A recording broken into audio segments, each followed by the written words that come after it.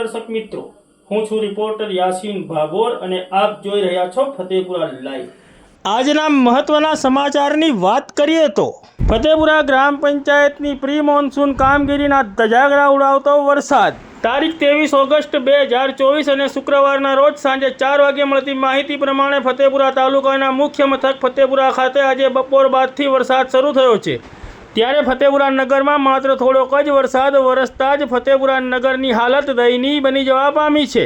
ફતેપુરા તાલુકાના મુખ્ય મથક ફતેપુરા ખાતે ઘુઘસ રોડ વિસ્તારમાં તેમજ પોલીસ સ્ટેશન રોડ વિસ્તારમાં રસ્તાઓ ઉપર પાણી ભરાઈ જવા પામ્યા છે અને ફતેપુરા નગરમાંથી મધ્યમાં થઈને નદી વહેતી હોય તેવા દ્રશ્યો સર્જાવા પામ્યા છે। ત્યારે માત્ર થોડાક જ વરસાદમાં ફતેપુરા નગરની હાલત દયનીય બની જતા ફતેપુરા ગ્રામ પંચાયત દ્વારા કરવામાં આવેલી પ્રી મોન્સૂન કામગીરીના ધજાગરા ઉડી જવા પામ્યા છે।